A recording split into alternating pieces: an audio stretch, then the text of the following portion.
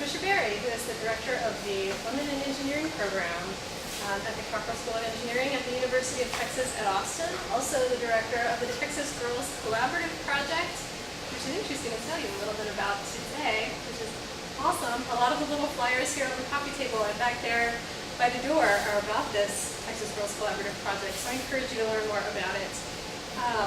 She has her Bachelor of Science in Chemical Engineering from UT Austin and her MBA from the University of Houston at Clear Lake. And she's going to talk to you this evening about a recipe for success in mentoring young ladies in STEM fields. It's a pleasure to have you, and we can't wait to hear what you have to say. Hi, everybody. I'm super excited to be able to come tonight to talk about role models.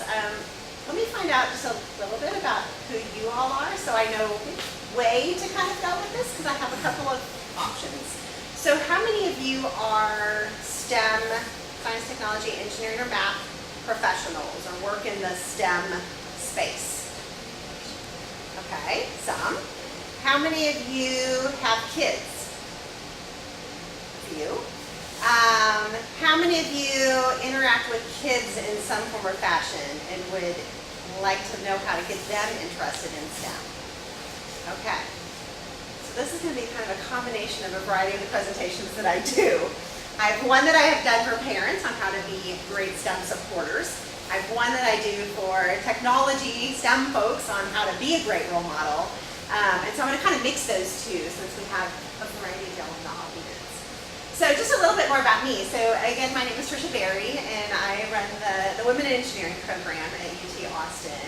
And we're the lead organization for what's called the Texas Girls Collaborative Project. So our Women in Engineering program at UT is all about trying to get more girls coming into engineering at UT, recruiting them, retaining them, graduating them, supporting them along the way. And connecting them with role models that we have to help give them that vision of this is what it is to be an engineer when I get out there in the workplace.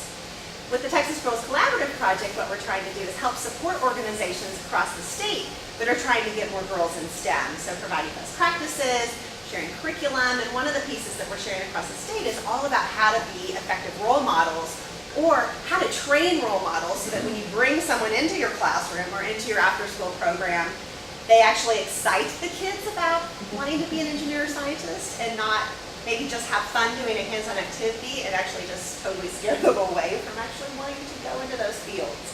Because you can have a lot of fun doing something in the STEM space, but a girl in particular could walk away saying, that was fun, but that is so not me.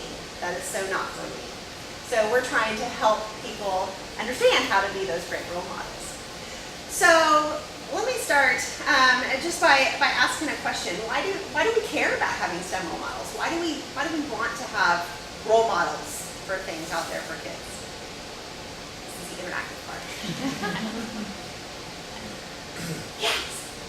To show them that they too can become this profession, X, Y, or Z profession, that someone that maybe looks like you or has a similar background to you can achieve this. Right. How many of y'all have role models? Maybe know someone before you went into your profession, maybe knew someone that was in that space to kind of give you an idea of what it was about.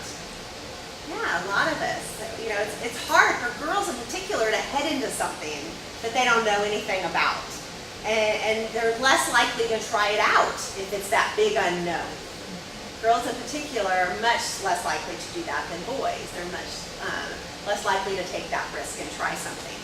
Well, why do we care? Why do we even want to get more kids? Girls in particular, because that's what I care about perhaps the most. But why do we even want to get more kids in STEM at all? Anybody know? Diversity of perspective. Why do we care about diversity of perspectives? One's perspective is fine, my perspective is fine. Better problem solving. Okay, better problem solving if we have that diversity. What else? Well, if you're Apple, the new iPhone 6, it turns out, is too big for most people's hands.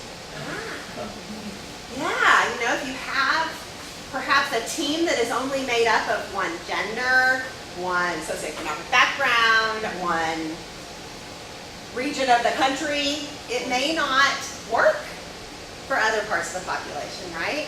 We even have cases, I I have a couple of examples in that. One of my favorite is if I'm speaking in front of a big crowd and I have the lavalier mic on, and I'm wearing a dress. The lavalier mic's not on, because there's nowhere to attach that thing to on a dress.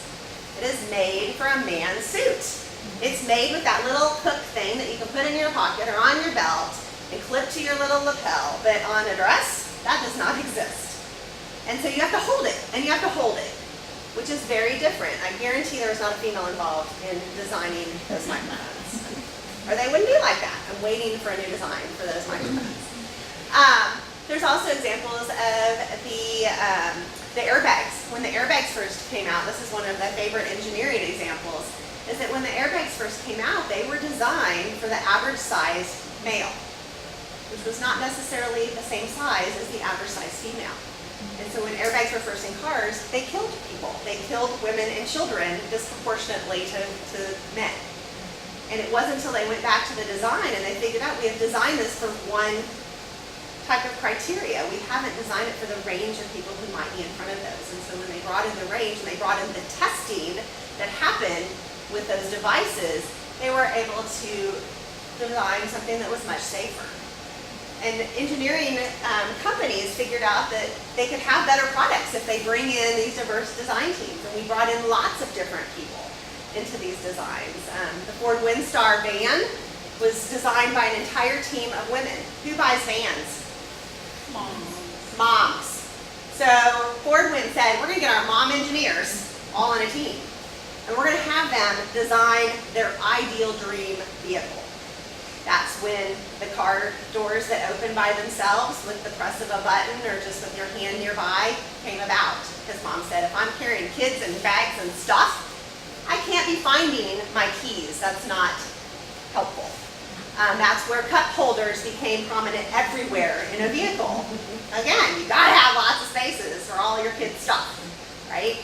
So companies have learned that diversity is really important, and role models help us get that diversity because kids can see, there's lots of different things I might be able to be. So when we think about engineers and scientists, and we want to give these kids this vision of what they could go and do.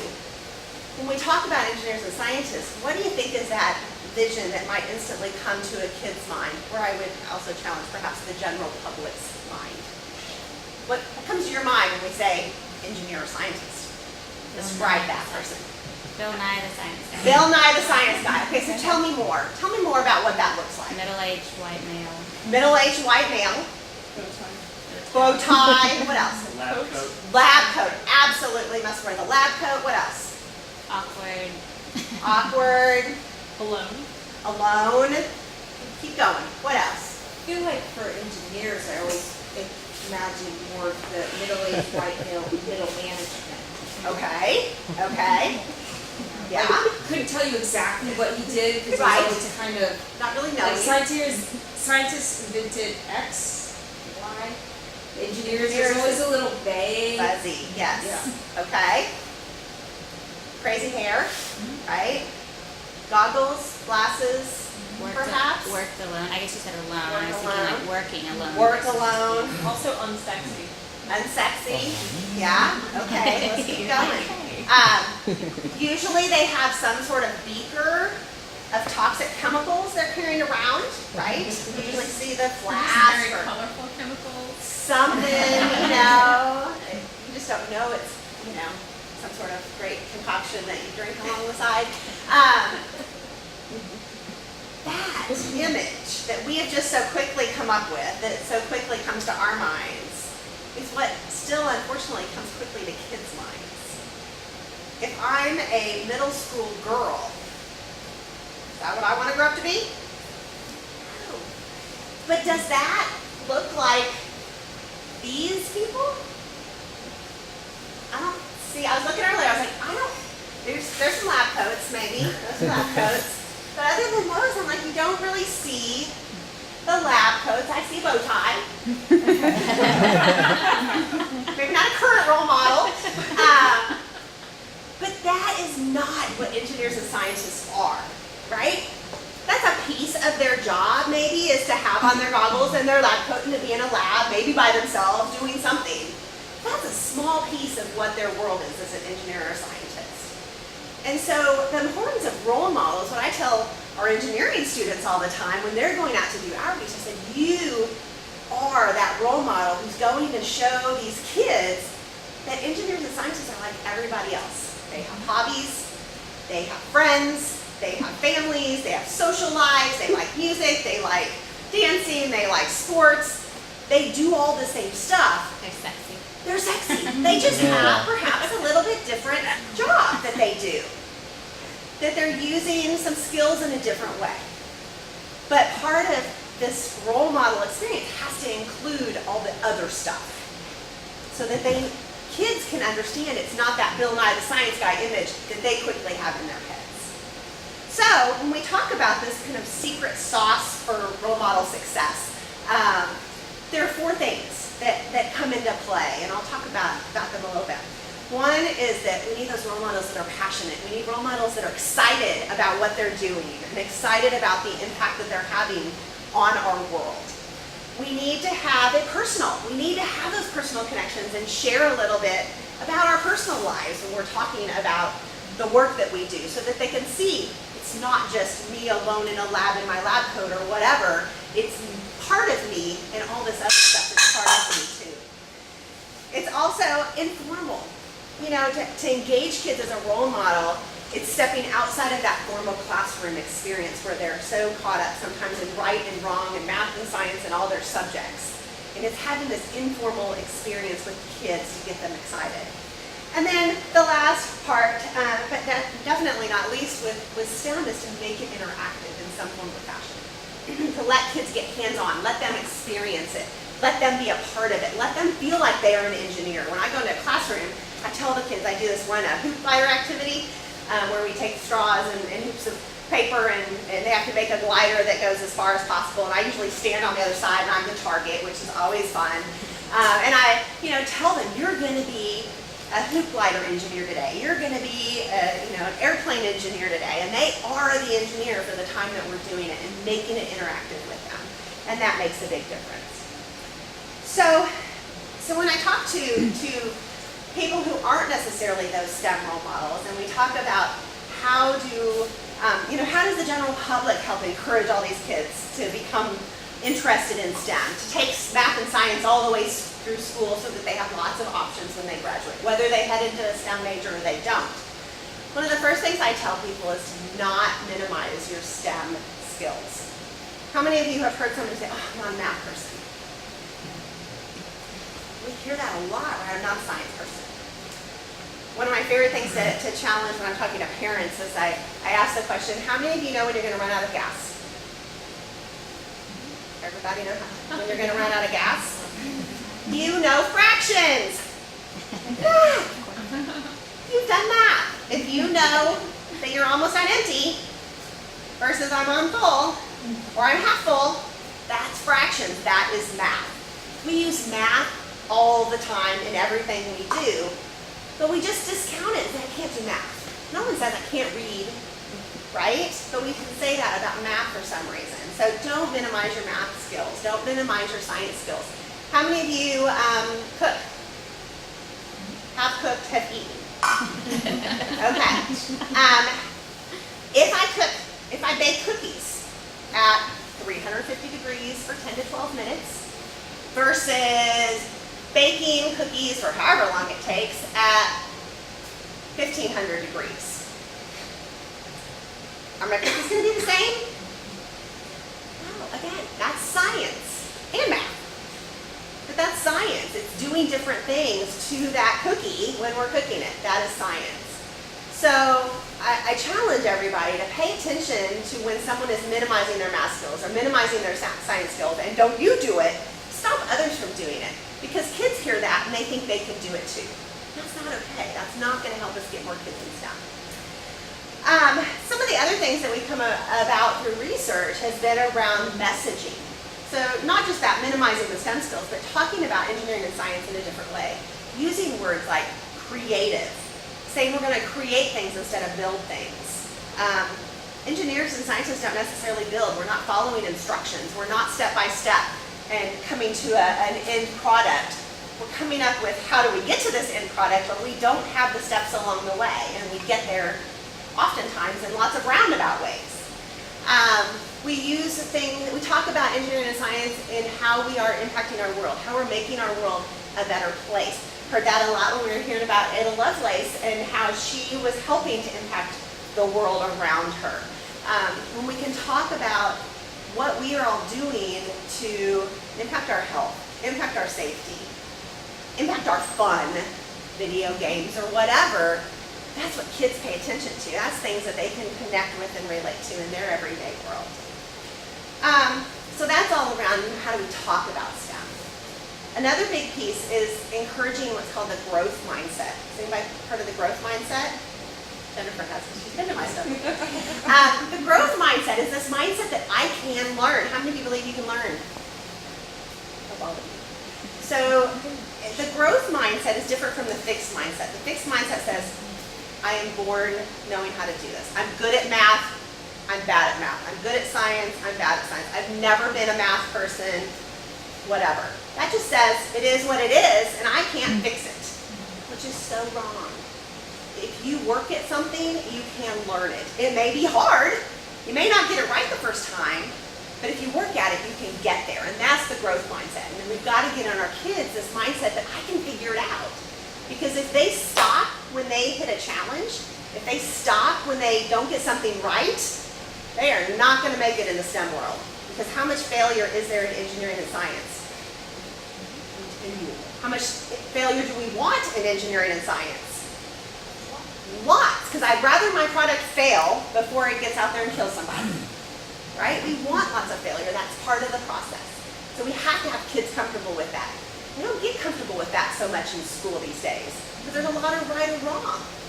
There's not a lot of this kind of messy math, is how I heard one teacher put it, where you don't really have a right answer or a wrong answer, and there's lots of ways to get to a solution. We don't have a lot of that in school, so it's a little bit more challenging, but that's, I think, a place where a lot of us, especially those who have come in role models spaces, can talk about. So growth mindset. We can encourage spatial skills. Anybody know what spatial skills are? Who wants to tell me what spatial skills are? Knowing what size Tupperware to pick for your leftovers. Perfect. A skill I have not developed. Perfect. Anybody know how you develop spatial skills? Practice. Practice. You With sew. what? Sew. Perfect. What else? Put away the leftovers. Clear. Legos. Anything where you are creating, notice create, not build, creating in that 3D space. Anyone heard of Minecraft? I have two boys. They're the counter to all my girl work. My two boys tell me, Mom, they've heard me talk about this. Mom, we're building our spatial skills when they're playing Minecraft. So they think that's their out. I let them go with that for just a little bit. So spatial skills, really important. Letting kids build with play with building toys. If you think about the people that perhaps don't have those spatial skills, it tends to be the girls, because they aren't necessarily playing those 3D video games. They're not necessarily playing with the building blocks and the Legos and stuff growing up, so they're not having those opportunities. Neither are those students from low socioeconomic backgrounds. They don't have the access. But there's skills you can learn. We're actually at UT training entering first-year college students on spatial skills, because there's coursework that can help them build those skills so that they can then be successful throughout the rest of their career. Yes? Would you connect the spatial skills with even things like a lot of girls will, or not a lot, but some will connect, interior design or designing. Yes. So if we have more conversation and discourse around, like, hey, that's spatial Yes. awareness. Choreography, Mhm. band. If you think about a band on a Right. field and then having a marching band getting to certain positions, all of those things So there's are some as things well. that would be, I guess, Yes. in our society connected with female that are really Correct. spatial. There are. Absolutely. There are. Yeah. So there's a lot of things. We just need to get more of the kids doing them. Another place to plug in is to encourage problem solving. So when a kid asks you a question, what's the best thing you can do? Answer with your question. Answer with a question. I don't know. What do you think? Getting them to problem solve to get to that solution encourages that STEM kind of mindset. And for them to also understand that we don't necessarily have all the answers, but we can figure it out. I think that's one of the hardest things, especially when you're busy and you got, kids running in different ways, or in a classroom. Sometimes it's easiest just to give that answer.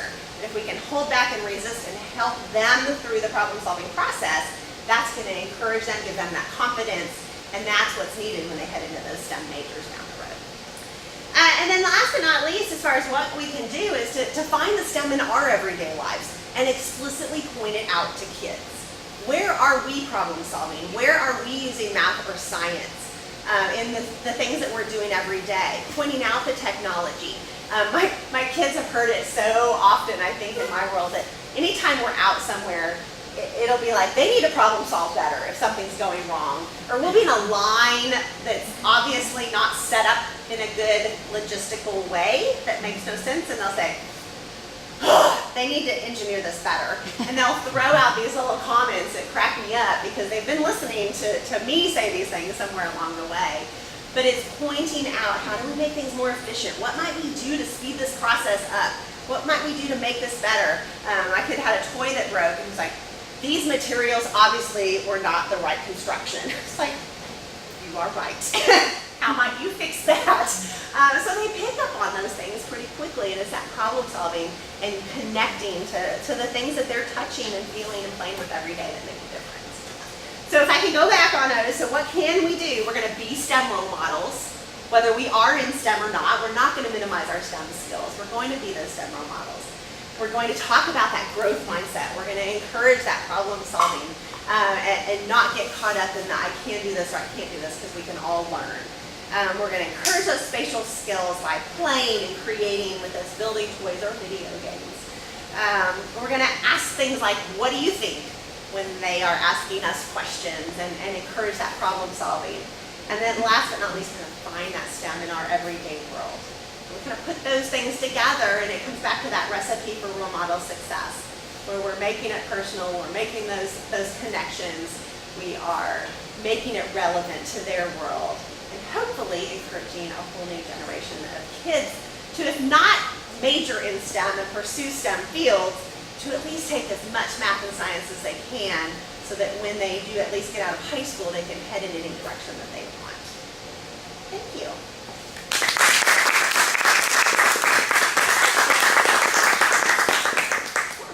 So I'm a STEM graduate, and it's exciting to me to encourage kids, boys and girls especially like you, to enter STEM. But it seems like there's a lot of effort towards that. But one of my favorite bloggers, who's a practicing scientist herself, talks about there's this enthusiasm in bringing girls into science, and the culture they enter into is something that's not necessarily friendly to women. And you mentioned at the start of your talk retaining women in science, in not just undergrad but graduate, and I'm guilty. I'm a member of Leaky Pipeline. I didn't continue. And what do you think can be done, not just to encourage young kids to get excited about science, but women to be committed, and also teaching men to be better allies in the sciences as a professional? Right. So that I was actually having this conversation earlier today. I have that conversation a lot, actually. So part of it is that critical mass. Whatever the critical mass is, there's a debate on what that number actually is, percentage actually is. But I have seen where you get enough women in the mix that the culture does change. And I've seen that. I'll give a particular example. Our mechanical engineering department at UT has an initiative right now called 35 and 5. Their aim is to have 35% of the women in our entering class into the mechanical engineering department be 35% within 5 years, now within 4 years. So we're down a year. And we're at 22%, which is about 8% higher than the national average. So we're making progress. That department, since they started this initiative, overall has gone from about 15% women to about 22, 23% overall. Undergrads? Or Undergrads. what about professors? Professors, they've hired a ton of female professors, and they have a female department chair. This all started under the male department chair. So the males have been incredible advocates in that department and incredibly supportive of this initiative and actively involved. And there are enough females now kind of at all levels that the guys have noticed that there's a lot of girls in our mechanical engineering classes now, and they'll sometimes make that comment of where did all these girls come from? But it's to this point now that the culture really has changed in this department. And I had a mechanical engineering professor, male, in my office yesterday about their makerspace, talking about how do we get more of the women to come into that makerspace and use it? How can we do some outreach and get some more girls coming in the summer and summer programs to use it? And that conversation may not have happened 5 years ago before this initiative started. So by having this kind of focused emphasis and this critical mass kind of get there, that culture has changed. That's a little harder to do in a company. In a company, it does take a lot of different levels and layers to influence that. What about even higher level academia? Yeah, academics is a mess. That's still a challenge, and it depends on, there's so many factors. We were just having this conversation, like I said earlier today, and part of our conversation was sometimes you just have to wait till they retire or die. Yeah. Yeah, you do, because you can't necessarily get rid of them. And in some departments, it's way more open and welcoming, like our mechanical engineering department. We have other departments where it's not so welcoming and open, and the female faculty, they're few and far between, and the ones that come don't necessarily stay. Academia is a mess. I have It's a further hard. question though. Do you feel it's dishonest to encourage, I mean this is a hard question, but to encourage young women to pursue science and not fully inform them of the difficulty that they're Right. getting themselves into in pursuing a career that they are deeply passionate about? Right. We talk about it a lot. And to be honest, there have been departments in our School of Engineering where we have not actively recruited because we didn't feel comfortable recruiting students to be in that setting where they were one of the only and the environment was not healthy. So we and my Women in Engineering program have been very conscious of that. I will say part of what we're trying to do is kind of equip the women in a sense to handle situations and to know how to speak up and to know where to go for support, and creating lots of communities where our female students can be together. And a lot of companies have done the same. There's a lot of affinity groups in companies that are a Women in Science, Women in Technology group where they can come together. So that's still happening, and that's, I think, a very important support network until the culture across the way changes. But we do talk about that because we've had that exact same conversation. Do we bring them in if we're going to send them out into places that are not It's welcoming? really exciting when you're like It is. in like 4th grade and you see this awesome Yeah. thing and you're like, yes, this is what I want to do with my life. And then We also talk a lot in particular with our college students to help them make informed choices as to where they go to work. Ask the questions before you go work there. What is the environment like? What are the support networks? Is there a mentoring program? Is there a Women in Technology group? What does the leadership look like? Are they diverse at all in any form of the word? So we challenge our students, especially as they get further along in their education, to ask those hard questions of the companies. And if they get a bad vibe, if they don't get the right answer, don't go work there. Don't go. Talk to people that are already there or who have been there. Pay attention to our lungs and have they left. Make an informed choice. So we try to educate a lot in that space. Because there are companies out there that are fantastic with recruiting and retaining women all the way through. IBM's a perfect example. They are like 30% women here in the technical space, which is, I mean, they have more in industry than we have in college. So amazing the programs that they have. There are companies like that around, but not all. There are others that I will not name here that are terrible in that space. I don't know if you know anything about this or not, but when I used to be a recruiter a long time ago, and we were hiring double E's and computer engineers, and you could not find any women that do that. So they were all mechanical engineers or chemical engineers. There were hardly any double E or computer engineers. That is still one of our hardest places for women. It's one of the lowest. Electrical and computer and aerospace kind of. It's because it's hard in undergrad. Balance. It's hard. I Well, was a physics major, and it's hard. You're in labs, and you It's have the professors most telling you- isolating. Yeah, it is. As well. If you think about the stereotype, I can pick out oftentimes an electrical or computer engineer, computer science person out of the mix of engineers, and you can't pick the rest of them out. But there's something about electrical and computer engineers and computer scientists that are a different breed. I'm married one. And sorry for those that are, but I mean, really, it's not all of them. And definitely, I mean, if you look at our female students in that mix, you can't pick them out. They've already kind of bashed the stereotypes. They're already in that space and it's succeeding, so they've already had to overcome a lot to even get there. But that is, if you think about the, kind of that Dilbert type of persona, that is still the place where it persists. And in industry, in the gaming industry, it's terrible for women. I've heard so many stories in that space that it's just, very male dominated and a very macho, sexist culture. Programming is oftentimes, even though you do things in teams, it's still fairly isolating in a lot of ways. The hours oftentimes are all hours of the day, and you're rewarded for all hours of the day versus a straight schedule. So it's just still very much a corporate culture, I think, in that space that is, it's not a place that's welcoming to women. So that is one area we still very much struggle with. Well, I do have a fourth grader girl who's taking a robotics programming class, and before she enrolled, I said, "You will be the only girl in the class." She's like, "I'm all right with that." Yeah. And It'll she's be still doing interesting. it. Well, she's And still it'll be doing it. interesting to see because there's so much push on robotics, especially here in Texas. Robotics is huge. Not all girls like competition, so that I tell people the robotics push in Texas is not the end all be all to getting everyone we want in STEM, because a lot of girls are not going to compete. That's not their thing, especially if they don't know what it is.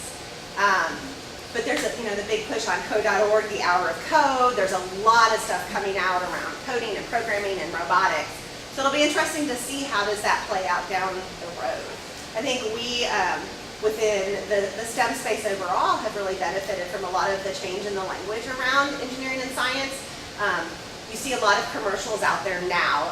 ExxonMobil, Intel, IBM, even GE have had commercials recently that all talk about engineering and science making our world a better place. IBM's, for the Greater Planet or whatever their planet commercials are. And a lot of these are talking about our health, happiness, and safety. They're using these words from the literature, and you're hearing it in schools. You're hearing it when engineers go out in the community now. They've adopted this language, and so we've seen an uptick in the percentages of women enrolling in engineering and in science across the country.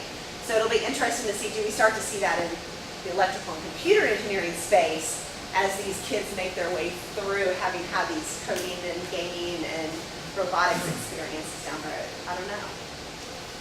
Well, and with the prevalence of robotics in sort of the competition space, there's actually school districts and programs where it's being taken out of the competition elective space and into compulsory, where fourth grade, every single student they have a robotic experience through science. So there are schools that I know of in Texas that are doing that proactively, so that every student has an authentic experience so that they can make authentic choices about their future in the regular course of their studies, not as this extra special thing outside of the learning environment.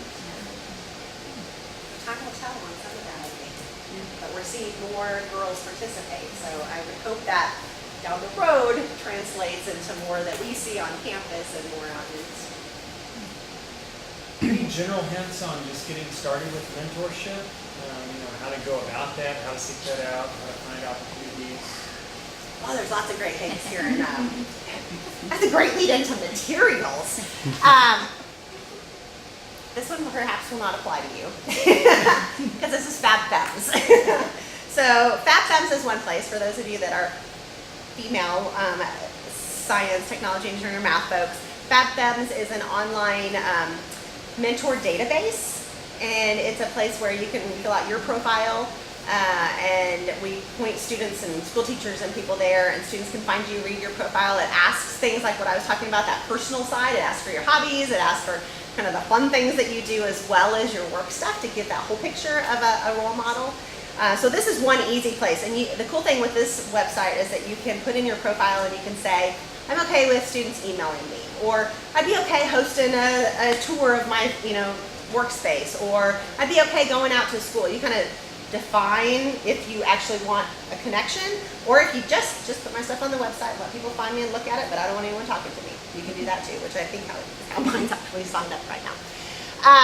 Some of the other things you do, and I don't have it here, but you can get to it probably through our website, which you can get to it from our QR code, our Women in Engineering Program website. Central Texas Discover Engineering is a local organization for STEM professionals to sign up to get connected with local classrooms. So if you want to go in and do a classroom visit and a role model visit, go in and talk about what you do, maybe do a hands-on activity or something, present something, that program will match you up. We have classrooms that ask teachers sign up and say, I want someone to come to my 4th grade math class, or I want someone to come to our entire 5th grade across our school. And then we have engineers and scientists sign up, and we will match them up. So that's one of the easiest ways here in Central Texas to get signed up. And you can find that by going to engineerintheclassroom.org or engineersintheclassroom.org. One of those gets you to a Lockheed Martin website that doesn't have anything on it, but they apparently claimed the web address. The other one gets you to us. So engineer or engineersintheclassroom.org. We just got that domain, so I can't remember which one it is. Or go to our website and you should be able to find it. Yeah. One last question. You mentioned that you're the mom of 2 boys, and I'm just curious what we can do not only to be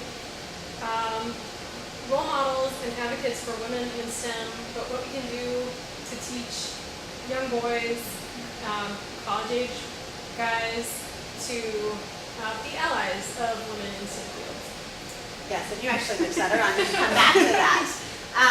So there's actually some great resources out there for, I would say, college age and on, that come from the National Center for Women in Information Technology, NCWIT. They have a whole program that's Men as Allies. If you Google Men as Allies, their stuff is the stuff that comes up. And it's got the top 10 ways for men to be an ally, to encourage men to be allies. We have actually, at UT, one of our faculty members has started this tip flyer that she's just kind of anonymously posted around her building by all the elevators and in the bathrooms. That's the advocacy tip of the month, and it's one of these top 10 how to be an ally tips. And so she's being strategic and placing those all over the engineering building. So, and now she's on a mission to get the rest of the engineering faculty in other departments to do the same in this covert operation. So that would be interesting to see what happens with that. But I think some of what we can really do is explicitly talk about why that diversity is needed and how to be inclusive. And sometimes it's simply pointing out that comments or phrases that somebody says are not okay. Because a lot of times they just don't realize it. Sometimes you just have to call out someone for them to go, oh, I guess by saying that was not appropriate. And sometimes that, I've seen our female engineering students kind of band together and have those responses collectively. Sometimes it's easier to respond in mass than as one. And they will, I've seen them go to organization meetings all together so that if anything happens, they can be a force to stop it right then and there. So, I think a lot of it's just calling it out. I think a lot of it's not necessarily intentional. It's just they're not aware that the comments being made are not appropriate. We've had to do that with faculty. They'll, use nothing but, male-centric types of examples in their problem sets that the girls perhaps can't relate to. If all of their examples are around cars, some girls are going to get that, right? and they're gonna be turned off and think, this is it.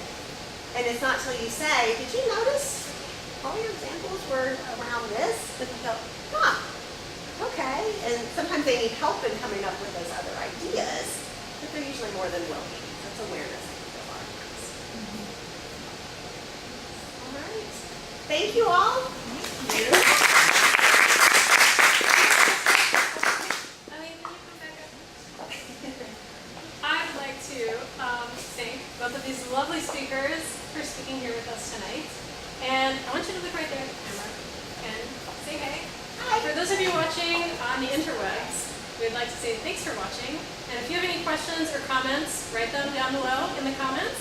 And if you have any questions for these two women, send them to info@Art.Science.Gallery.com. We'll get the responses and we'll post them for you.